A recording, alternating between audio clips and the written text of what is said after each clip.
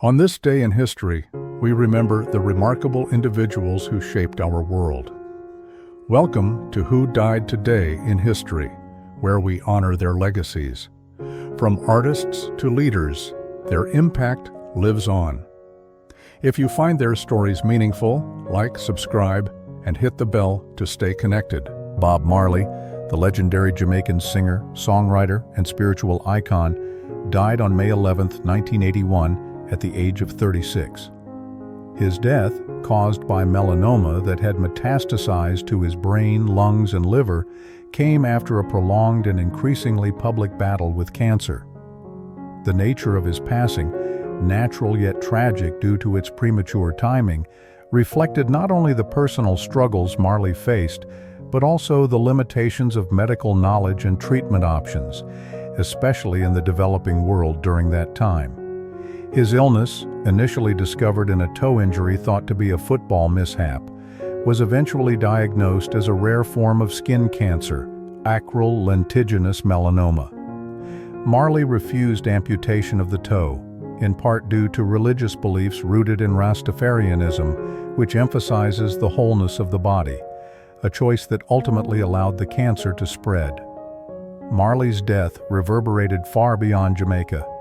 He was not merely a musician, but a global ambassador of reggae music, peace, and resistance against oppression. His messages of unity, social justice, and Pan-Africanism had earned him admiration across continents. The immediate aftermath of his death saw a state funeral in Jamaica, attended by both government officials and thousands of everyday citizens, a testament to his wide-reaching impact. Globally, tributes poured in, not just from the music world, but from political and cultural spheres, underlining the breadth of his influence. In death, Bob Marley's legend only grew. Unlike political martyrs or military leaders, Marley's weapon was song. His calls for one love and redemption song resonated with generations.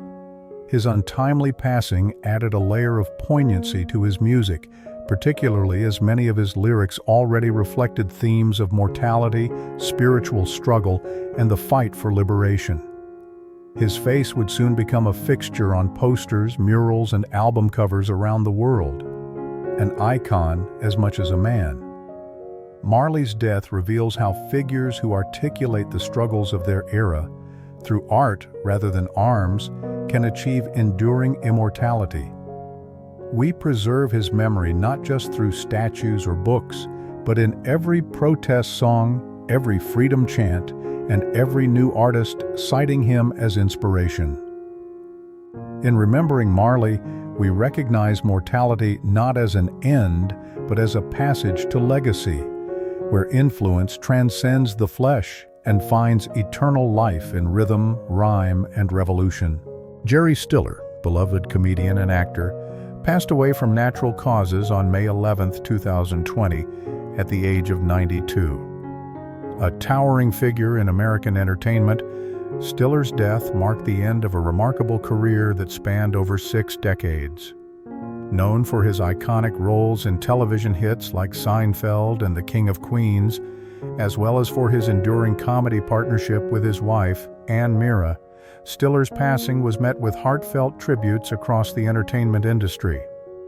Though he died of age-related natural causes, the timing of his death, amid the global COVID-19 pandemic, added a layer of quiet solemnity as fans mourned from a distance, underscoring the collective yearning for connection in an isolated world. Stiller's death didn't send shockwaves through political systems or social movements, but it did spark a wave of cultural reflection. He represented a kind of old-school comedic sensibility rooted in timing, authenticity, and human eccentricity. As Frank Costanza on Seinfeld, his explosive rants and deadpan delivery offered comic relief in a rapidly changing television landscape, one increasingly dominated by irony and subtlety.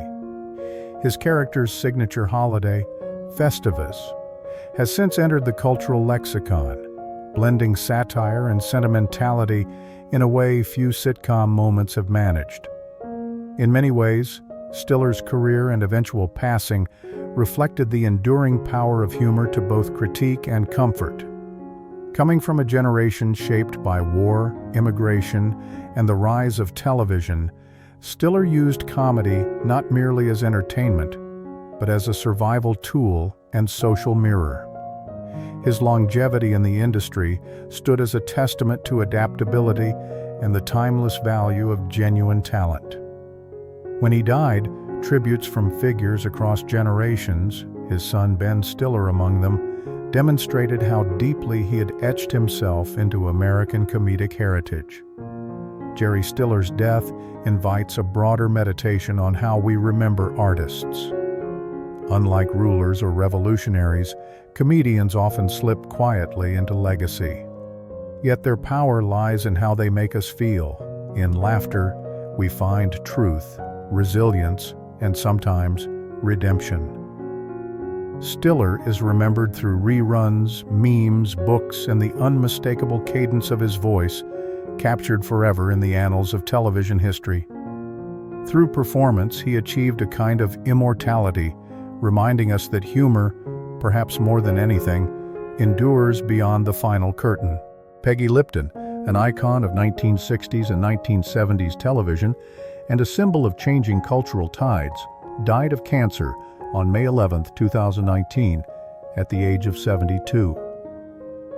Her death was the result of a long battle with colon cancer, a natural passing that mirrored the quiet dignity she often embodied both on and off screen.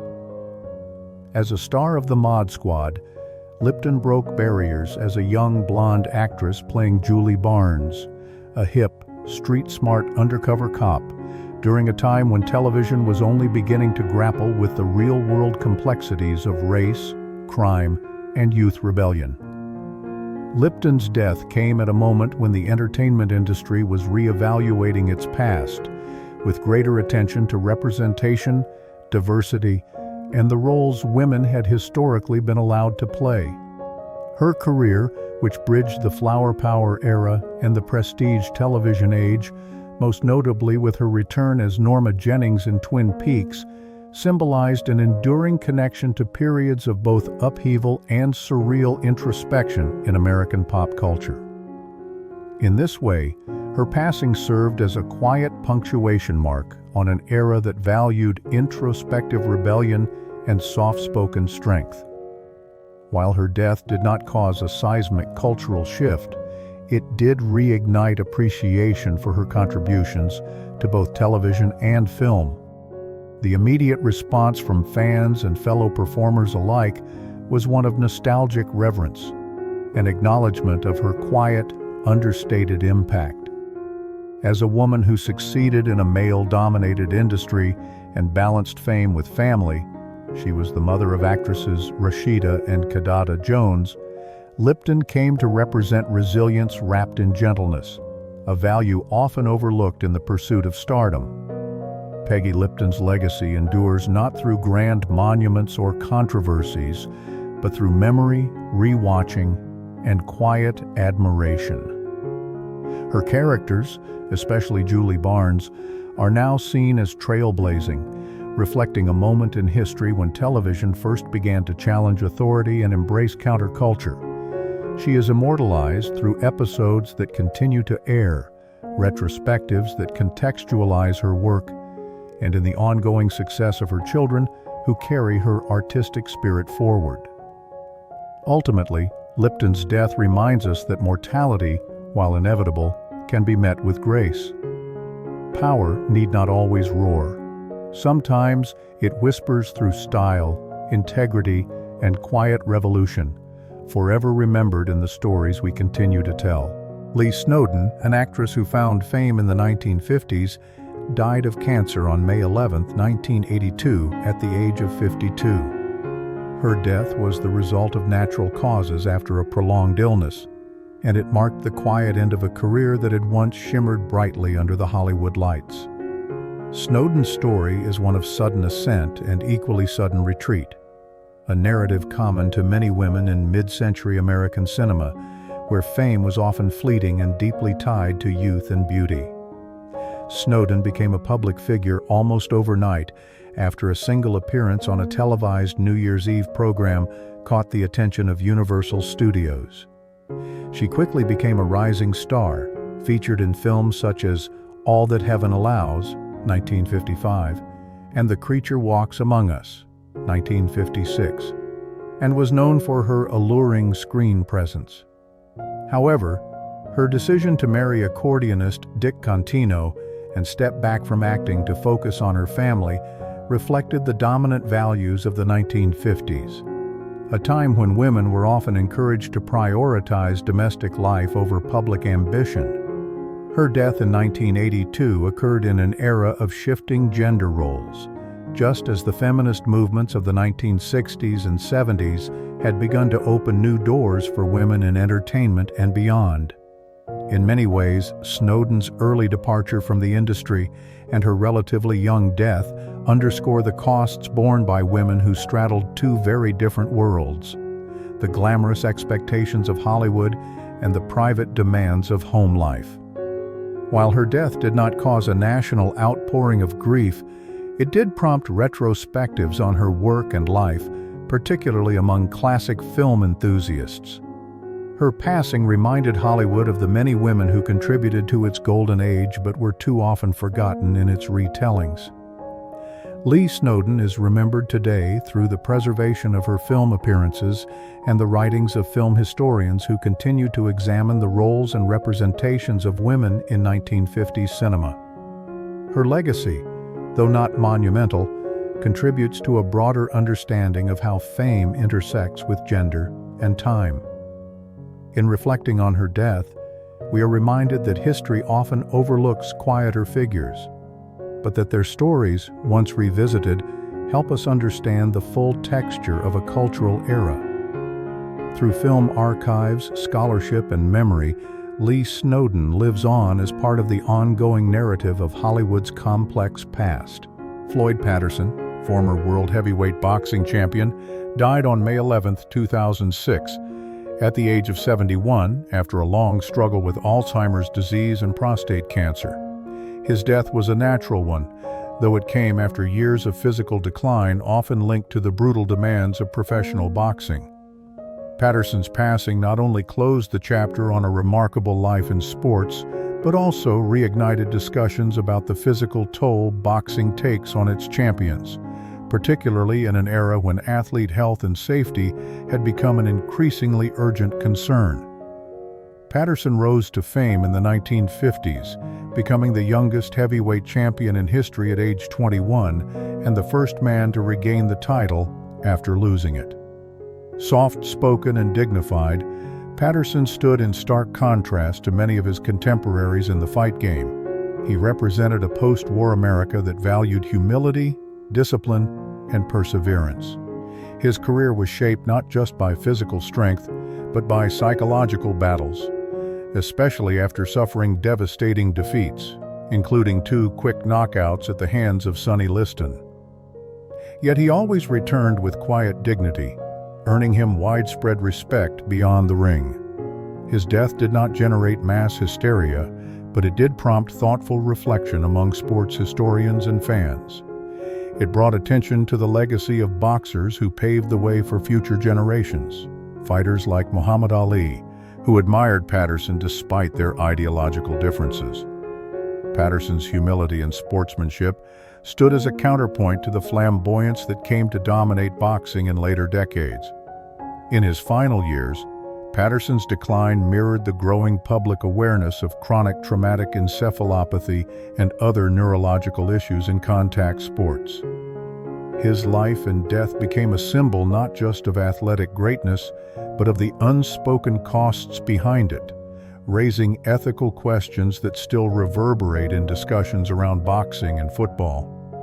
We immortalize Floyd Patterson not through towering statues or fiery myths, but through remembrance of his integrity, courage, and resilience. He is honored in documentaries, Hall of Fame entries, and the memories of fans who saw in him the embodiment of grace under pressure. His death reminds us that mortality often strips away spectacle, revealing the enduring human values beneath, and that true greatness may lie not in triumph, but in how one responds to defeat. Douglas Adams, the British author and satirist best known for The Hitchhiker's Guide to the Galaxy, died suddenly of a heart attack on May 11, 2001, at the age of 49. His death occurred unexpectedly while he was exercising at a gym in Santa Barbara, California. A natural but abrupt event, Adams's passing shocked fans around the world and felt especially poignant given the futuristic and whimsical themes of mortality and the absurdity of life explored in his works. Adams lived during an era marked by both technological optimism and deep existential questioning, a duality reflected in his writing. His sudden death highlighted the very randomness he often wrote about, with biting humor and philosophical insight. For a man whose work encouraged readers to don't panic in the face of life's chaos, his untimely passing seemed almost ironically fitting. It was as if life had played one last cosmic joke, reminding the world that even the keenest observer of absurdity was not immune to it. The immediate consequence of Adams's death was a deep cultural void in the world of science fiction and satire. He had been working on new projects, including further installments of the Hitchhiker's series, and his passing left these endeavors unfinished. Yet in a twist-fitting of his legacy, his death also reawakened global interest in his work. Memorial readings, tributes, and reissues of his books surged, proving that the ideas Adams played with, interstellar bureaucracy, artificial intelligence, the search for meaning, remained as relevant as ever. Adams's legend was undeniably amplified by his death. He became emblematic of a specific cultural voice, the intelligent skeptic with a boundless imagination. His annual Towel Day, observed by fans worldwide in tribute to his most famous creation, is a testament to how deeply he embedded himself in global consciousness. In reflecting on Adams's passing, we see the human desire to make sense of mortality through humor, art, and remembrance. He is immortalized not through solemn monuments, but through laughter, rereadings of his prose, and a shared cultural wink toward the universe's peculiarities. Adams's death reminds us that power lies not just in commanding armies or ruling nations, but in wielding words that make people think, laugh, and feel a little less alone in the cosmos. Ed Galliardi, best known as the original bassist for the rock band Foreigner, died on May 11, 2014 after an 8-year battle with cancer. His death, though the result of a natural illness, underscores the quiet courage and personal resilience often overshadowed in the spotlight-driven world of rock and roll. Galliardi's passing was not a global media event, but for fans and peers, it marked the loss of a foundational contributor to one of the most successful rock acts of the late 20th century. Emerging in the 1970s, Galliardi's era celebrated excess, ambition, and the raw energy of arena rock. As Foreigner's original bassist, he helped define the band's early sound, notably on their debut album and hits like Feels Like the First Time. His meticulous style and reverse left-handed bass playing mirrored the era's devotion to individuality and innovation in music. When he was dismissed from the band in 1979, it was emblematic of the high-stakes, often cutthroat nature of the music industry, especially during a time when image and evolving sound could outweigh personal loyalty. The immediate aftermath of Galliardi's death was a wave of tributes from former bandmates and fans, many of whom recalled not just his musical talent, but his enduring passion even through illness. While his passing didn't shift the trajectory of music history, it added a bittersweet chapter to the Foreigner legacy and drew attention to the unsung heroes behind iconic bands, those whose contributions may fade from public view but remain etched in the music itself. Galliardi's death invites reflection on how we measure legacy. He wasn't a frontman, and he didn't dominate headlines, but his work resonated with millions. This reinforces the idea that not all legends are born of spectacle. Some arise from quiet, persistent artistry. His memory is preserved through recorded performances, liner notes, and fan tributes, humble but heartfelt forms of commemoration. Ultimately, Galliardi's life and death reflect the way art can transcend the individual, with legacy often carried not in fame, but in the echoes of music that continues to move people. His story reminds us that in the broader human journey, even those out of the spotlight leave behind lasting, meaningful notes in the symphony of cultural memory. Dottie Rambo, a legendary figure in Southern gospel music, died tragically in a tour bus accident on May 11, 2008, at the age of 74. The crash occurred in Missouri when the bus veered off the road during heavy rain and struck an embankment. Rambo, who was en route to a Mother's Day performance, was killed instantly, while several others aboard sustained injuries. Her death, sudden, tragic, and public, deeply shook the gospel music community and highlighted both the devotion and the dangers of life on the road for performing artists, even in their later years. Born Joyce Reba Rambo, Dottie rose to fame in the 1960s and 1970s as a singer, songwriter, and spiritual icon, penning more than 2,500 songs. Her work was infused with a deep Christian faith, themes of redemption, and the struggles of earthly suffering, reflecting the values and trials of a deeply religious segment of American society. She was not just a performer, she was a voice for the faithful, especially women in a male-dominated genre, offering comfort and spiritual resilience through her lyrics. The immediate aftermath of her death brought an outpouring of tributes from across the Christian music world. Tributes highlighted her groundbreaking influence and profound spiritual impact. For fans and fellow artists alike, her passing represented the end of an era, a direct link to gospel's golden age lost in an instant. But it also amplified her legacy. Posthumous compilations, tribute concerts, and documentaries reignited interest in her life and music, bringing her work to younger audiences unfamiliar with her foundational contributions. Rambo's death echoes how faith-based communities process mortality, with sorrow, yes, but also with a hope that transcends. Her songs often explored the tension between earthly pain and heavenly promise, and in death, her own life became a testimony to those very themes. Her passing, while tragic, became a living sermon in itself. We immortalize Dottie Rambo not through statues or political lore, but through the hymns sung in churches, the covers by gospel artists, and the comfort her words continue to bring to the grieving.